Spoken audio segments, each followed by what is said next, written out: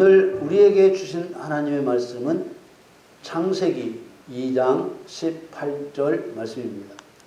여호와 하나님이 가라사대 사람의 독처하는 것이 좋지 못하니 내가 그를 위하여 돕는 배필을 지으리라 하시니라. 아멘. 아멘. 2023년 9월 10일 주일 예배 저와 여러분에게 주시는 하나님의 말씀은 창세기 2장 18절 말씀으로 하나님의 고독과 하나님의 경륜, 이러한 주제로 말씀을 증거하겠습니다. 사랑하는 성도 여러분, 하나님께서 우리에게 성경을 주신 목적이 무엇입니까? 우리는 예수님의 말씀을 통해 성경을 우리에게 주신 목적을 알 수 있습니다. 요한복음 20장 31절 말씀에 오직 이것을 기록함은 너희로 예수께서 하나님의 아들 그리스도이심을 믿게 하려 하며 또 너희로 믿고 그 이름을 힘입어 생명을 얻게 하려 함이니라. 성경을 주신 궁극적인 목적은 생명을 얻게 하시는 것입니다. 이 한 절의 말씀을 조금만 관심을 가지고 들여다보면 정말 많은 영적 세계를 볼 수 있고 하나님의 뜻을 알 수 있고 생명의 세계를 볼 수 있습니다. 나 지금 살아있는데 무슨 생명을 얻으라는 거야? 그런 생각이 들 수도 있겠죠. 그런데 생명이 있으면 생명을 얻게 하신다고 말씀하셨겠습니까?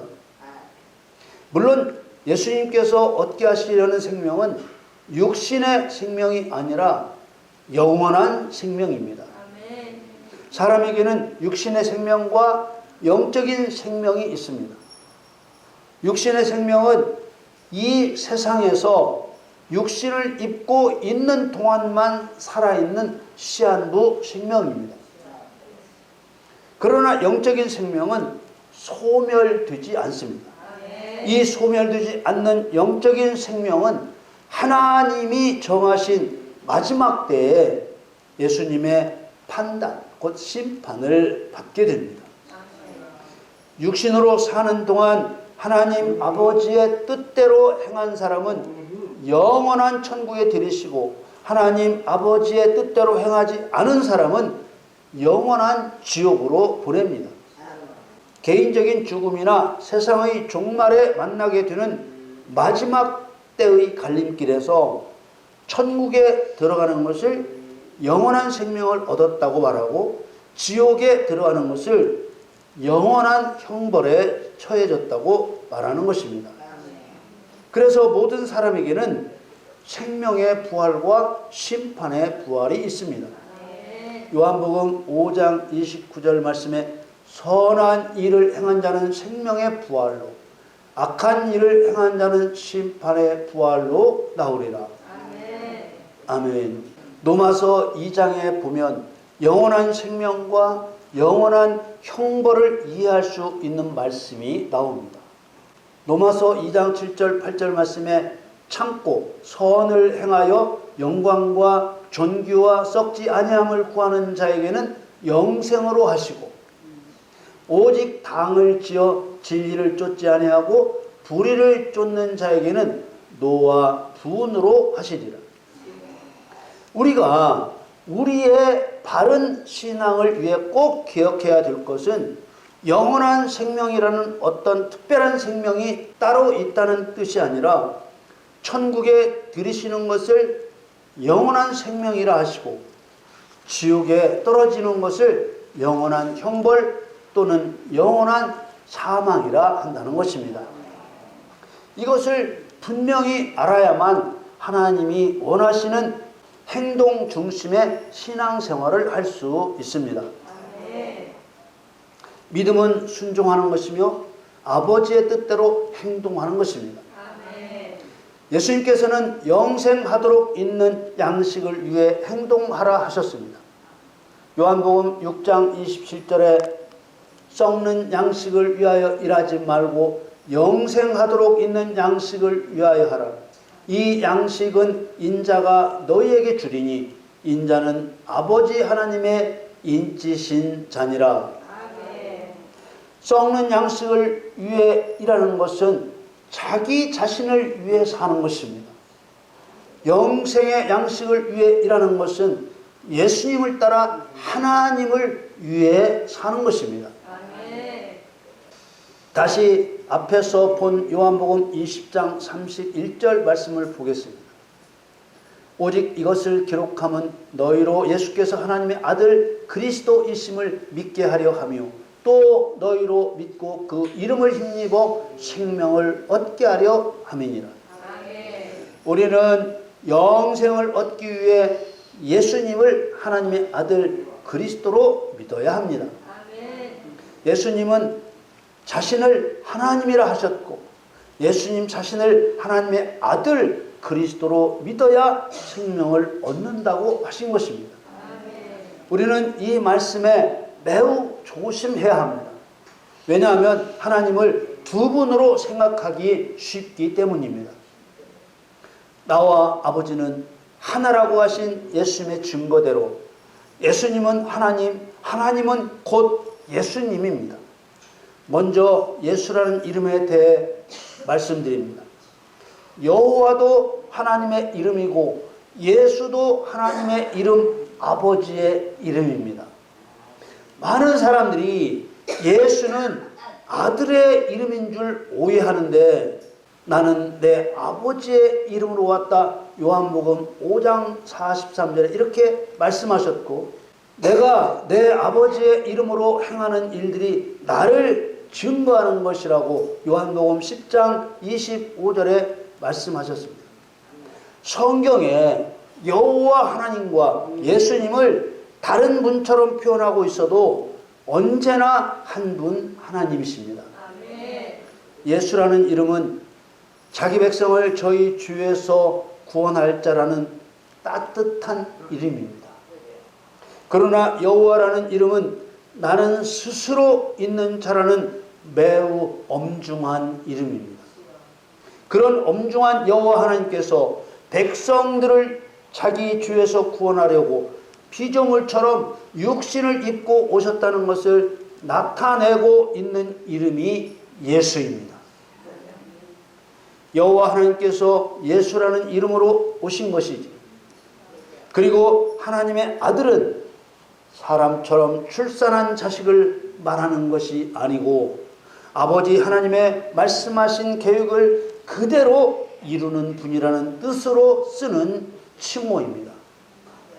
그러니까 한 분 하나님이라도 계획을 세우신 하나님을 아버지라 부르고 계획을 이루시는 하나님을 아들이라 부른 것입니다. 마태복음 5장에서 이런 사실을 증거하셨습니다. 마태복음 5장 17절 18절 말씀에 내가 율법이나 선지자나 폐하러 온 줄로 생각지 말라. 폐하러 온 것이 아니요 완전케 하려 함이로. 진실로 너희에게 이르노니 천지가 없어지기 전에는 율법의 1.16이라도 반드시 없어지지 아니하고 다 이루리라. 그런데 중요한 것은 이러한 하나님의 계획을 성령 받은 그리스도인들에게 맡겨 이루신다는 것입니다. 그래서 아버지의 뜻대로 행하는 그리스도인을 하나님의 아들이라 부르는 것입니다. 너희로 예수께서 하나님의 아들 그리스도이심을 믿게 하려 함이요 라는 말씀에서 하나님의 아들에 대해 설명해 드렸습니다. 이어 그리스도에 대해 말씀을 드립니다. 그리스도이심을 믿게 하시는 이유는 기름 부음 받은 자라는 그리스도의 의미처럼 아버지의 말씀을 이루는 방법을 나타내는 칭호이기 때문입니다. 예수님은 구약시대의 선지자와 제사장과 왕이 했던 의미의 방법으로 행하실 그리스도이심을 믿어야 한다는 말씀입니다. 이 설명들을 한 줄로 정리하면 예수님을 아버지 하나님의 뜻인 구약 성경 말씀대로 이루실 아들로 믿어야 하고 또 그 아버지 하나님의 뜻을 선지자와 제사장과 왕의 방법으로 이루실 그리스도로 믿어야 한다는 뜻입니다. 더 줄여서 말하면 예수님을 구약 성경 뜻대로 선지자, 제사장, 왕이 행한 방법대로 행하시는 분으로 믿어야 한다는 말입니다. 성도가 이 말대로 행하면 어떤 결과가 나타날까요? 사단은 심판을 받고 죄인은 구원을 받고 하나님은 영광을 받으시게 되는 결과가 나타납니다. 예수님께서 맡기신 일을 본을 보이신 대로 행하는 성도가 하나님의 아들이며 그리스도인이며 하나님을 사랑하는 성도입니다. 지금까지 설명한 이런 방식대로 진행된 일들은 창세전 하나님의 계획에 따라 행해진 것입니다. 그러므로 하나님의 뜻은 반드시 이루어진다는 것을 믿고 따라야 합니다. 비와 눈이 하늘에서 내려서는 다시 그리로 가지 않고 토지를 적시어서 싹이 나게 하며 열매가 맺게 하여 파종하는 자에게 종자를 주며 먹는 자에게 양식을 준 것과 같이 내 입에서 나가는 말도 헛되이 내게로 돌아오지 아니하고 나의 뜻을 이루며 나의 명하여 보낸 일에 형통하리라. 이 이사야의 말씀은 천지가 없어지기 전에는 율법의 1.1획이라도 반드시 없어지지 아니하고 다 이루리라 하신 예수님의 말씀의 뿌리가 되는 구약의 예언입니다. 농사를 짓듯이 하나님의 뜻을 이루고자 하는 성도에게 종자와 같은 말씀을 주시고 먹는 자에게 양식을 주듯이 구하는 자에게 생명 양식을 주셔서 하나님의 말씀을 이루게 하시는 것입니다. 우리는 오늘 하나님께서 창조하신 사람에게 얻고자 하시는 것이 무엇인지 발견하고 그 하나님의 뜻을 이루기 위해 힘써야 할 것입니다.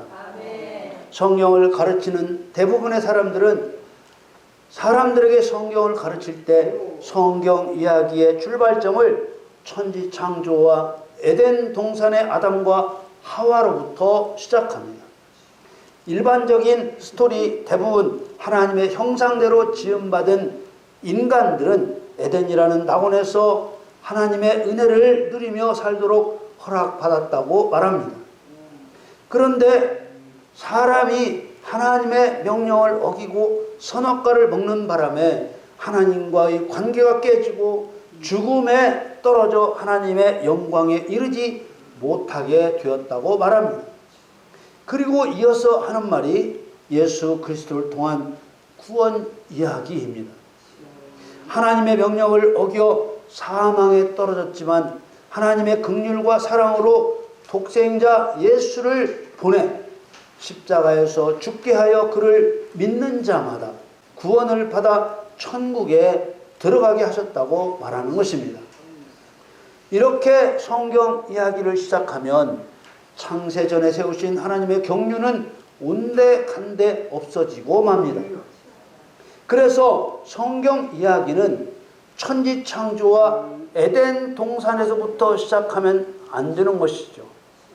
그보다 훨씬 이전에 있었던 일, 천지창조를 계획하게 된 하나님의 생각, 사람을 창조하시려고 계획을 세우시게 된 하나님의 생각으로부터 시작해야 하는 것입니다. 어떻게 그 하나님의 생각을 알 수 있느냐고 생각하시는 분들이 계시겠죠. 당연히 성경에 창세전 하나님의 생각을 드러내셨습니다. 먼저 세상 끝에 있게 될 일을 기록한 요한계시록의 말씀을 잠깐 살펴보겠습니다. 요한계시록 21장 2절 말씀에 또 내가 보매 거룩한 성 새 예루살렘이 하나님께로부터 하늘에서 내려오니 그 예비한 것이 신부가 남편을 위하여 단장한 것 같더라. 단장이라는 말은 준비와 꾸밈을 말합니다. 거룩한 성 새 예루살렘은 하나님께서 영생을 얻는 성도들을 위해 준비하신 하나님의 나라를 말합니다. 그런데 그 준비된 것이 혼인식에 나가는 신부가 남편을 위해 단장한 것 같더라고 했습니다. 신부의 단장은 일생에 가장 정성스럽고 가장 아름다운 단장입니다. 하나님께서 마치 신방을 꾸미듯 영생을 얻는 성도들을 위해 준비해 두신 하나님 나라의 처소가 그렇습니다. 여러분, 준비하신 하나님의 마음을 느끼셔야 합니다. 요한계시록 21장 3절에 내가 들으니 보좌에서 큰 음성이 나서 가로되 보라, 하나님의 장막이 사람들과 함께 있음에 하나님이 저희와 함께 거하시리니 저희는 하나님의 백성이 되고 하나님은 친히 저희와 함께 계셔서 4절에 모든 눈물을 그 눈에서 씻기심에 다시 사망이 없고 애통하는 것이나 곡하는 것이나 아픈 것이 다시 있지 아니하리니 처음 것들이 다 지나갔음이로라. 하나님께서 영생을 얻는 성도들을 천국에 맞이하시려고 창세 전에 세우신 하나님의 계획을 진행시켜 오신 것입니다. 그런데 이런 꿈 같은 날이 아무에게나 주어지지 않고 사단과 사단의 모든 세력과 싸워 이긴 하나님을 사랑하는 성도에게만 허락된 것입니다. 요한계시록 21장 7절에 이기는 자는 이것들을 유업으로 얻으리라. 나는 저의 하나님이 되고 그는 내 아들이 되리라. 유업으로 받은 그 나라에 들어가는 사람은 하나님의 영광과 존귀를 가지고 들어갑니다. 영광과 존귀는 이긴 자가 아니면 가질 수 없는 것입니다. 영광에 대해 생각해 보면 하나님은 유일한 신이시며 창조주시기 때문에 누구에 의해서가 아니라 존재 자체로 영광스러운 분이십니다. 하나님께서는 사람이 하나님의 영광을 드러내게 하시려고 사단이라는 반역자가 자기도 신이라고 주장하도록 내버려 두셨습니다. 그런데 그리스도인 중에서 어떤 사람은 사단이 그러든지 말든지 내버려 두고 자기만 위해 사는 사람이 있습니다. 그러나 하나님을 사랑하는 성도는 하나님을 멸시하는 사단에게 분노하며 율법을 통해 사단의 죄를 낱낱이 드러내 심판하고 사람에게서 쫓아냅니다. 그리고 유일한 신이신 하나님을 배반한 사단이 형벌을 받게 합니다. 여러분들이 생각하실 때 이 두 종류의 그리스도인 중에 누가 하나님을 사랑한 자며 누가 하나님을 영광스럽게 한 자며 누가 하나님의 존귀를 드러낸 자라고 생각하십니까? 이기는 자가 가지고 천국에 들어가는 영광과 존귀는 사단 심판을 통해서만 얻게 되는 하나님의 영광과 존귀입니다. 이런 말씀들을 살펴보면서 하나님께서 사람과 어떤 관계를 맺고 싶어 하시는지 이해할 수 있습니다. 이런 의미를 가지고 다시 오늘 본문 말씀을 보겠습니다.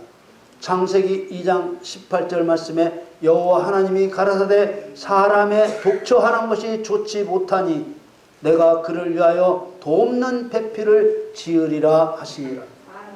여러분은 이 말씀에서 무엇이 보이십니까? 하나님께서는 왜 남자와 여자를 동시에 창조하지 않고 남자를 먼저 지으신 후에 남자의 갈빗대를 취하여 여자를 지으셨다고 생각하십니까? 이 말씀이 누구에 대한 말씀으로 보이시는지요? 아담과 하와의 비밀을 모르면 이 말씀이 사람의 이야기로만 보일 뿐 하나님의 뜻, 영의 일은 아무것도 볼 수 없습니다.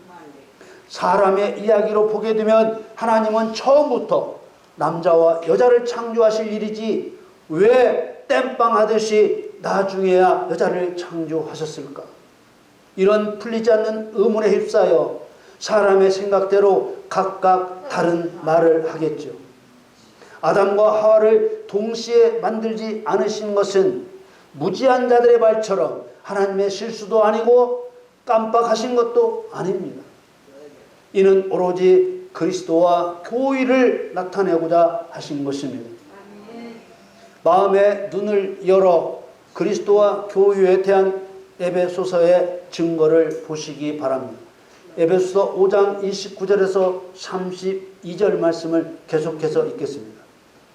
누구든지 언제든지 제 육체를 미워하지 않고 오직 양육하여 보호하기를 그리스도께서 교회를 보양함과 같이 하나니 우리는 그 몸의 지체임이니라. 이러므로 사람이 부모를 떠나 그 아내와 합하여 그 둘이 한 육체가 될지니 이 비밀이 크도다. 내가 그리스도와 교회에 대하여 말하노라. 아멘. 분명히 그리스도와 성도들의 교회를 남편과 아내가 한 몸을 이루는 것으로 비유하고 이것을 신비 곧 비밀이라고 했습니다. 이처럼 교회는 그리스도를 통해 세워지기 때문에 반드시 그리스도가 먼저 나타나셔야만 하는 것입니다. 다시 오늘 본문 말씀을 보겠습니다. 창세기 2장 18절 말씀에 여호와 하나님이 가라사대 사람의 독처하는 것이 좋지 못하니 내가 그를 위하여 돕는 배필을 지으리라 하시니라. 아담을 누구로 보느냐? 사람으로만 보느냐? 성경대로 오실자의 표상으로 보느냐에 따라 이 말씀이 성도들의 마음속에 영의 일로 역사할 수도 있고 남자만 지어놓고 보니 안 되겠다 싶어 여자를 만든 육신의 일로 보게 될 수도 있습니다. 아담과 하와의 이야기를 육신의 일로 보지 않기 위해서 앞에서 성경을 기록하신 목적을 먼저 살펴본 것입니다. 다시 요한복음 말씀을 읽겠습니다. 요한복음 20장 31절에 오직 이것을 기록함은 너희로 예수께서 하나님의 아들 그리스도이심을 믿게 하려 하며 또 너희로 믿고 그 이름을 힘입어 생명을 얻게 하려 함이니라. 예수님께서 성경이 예수님에 대한 글이라고 말씀하신 것도 그렇고 아담을 오실 자의 표상이라고 말씀하신 것도 그렇고 또 에베소서에 증거하는 그리스도와 교회에 대한 말씀도 아담을 그리스도로 보게 합니다. 그렇습니다. 아담은 오실 자의 표상입니다. 아담의 일을 그리스도의 일로 해석해야 한다는 말입니다. 하와를 만드는 모습은 십자가에서 죽으셔서 성도를 세우는 그리스도께서 행하실 일의 모형과 그림자입니다. 이렇게 시작된 역사의 종착역에서 사단과 싸워 이긴 성도가 하나님의 영광과 존귀를 가지고 신부가 신랑을 위해 단장한 것과 같은 유업으로 받은 새하늘과 새 땅에 들어가는 것으로 끝나는 것입니다.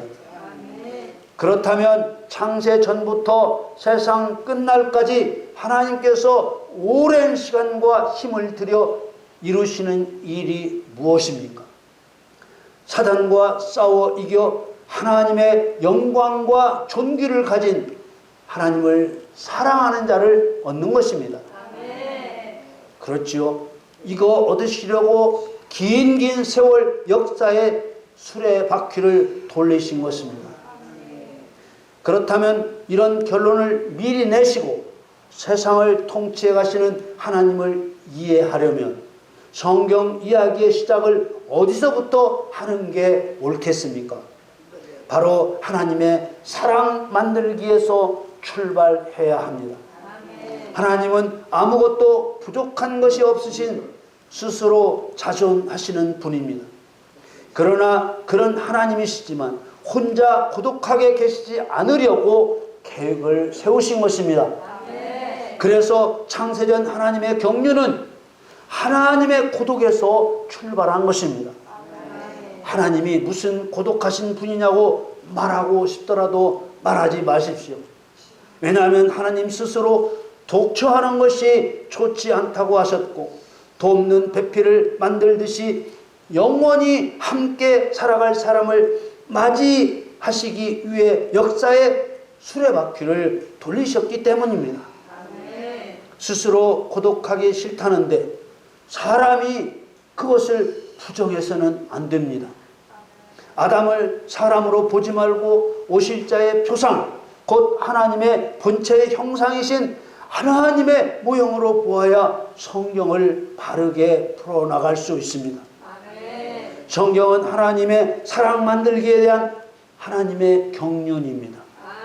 성경 속에 죄인의 구원에 대한 이야기가 들어있지만 그것은 하나님의 사랑 만들기로 나아가는 과정 중 일부일 뿐입니다.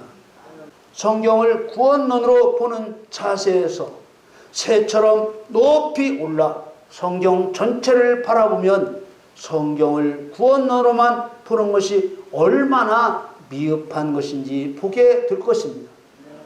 여러분, 하나님이 정하신 목적을 바로 보지 못하면 그 목적을 향해 바로 갈 수 없습니다. 다소 어려운 내용들이 포함되어 있지만 사랑의 목적을 두면 더 많은 것들을 보실 수 있을 것입니다.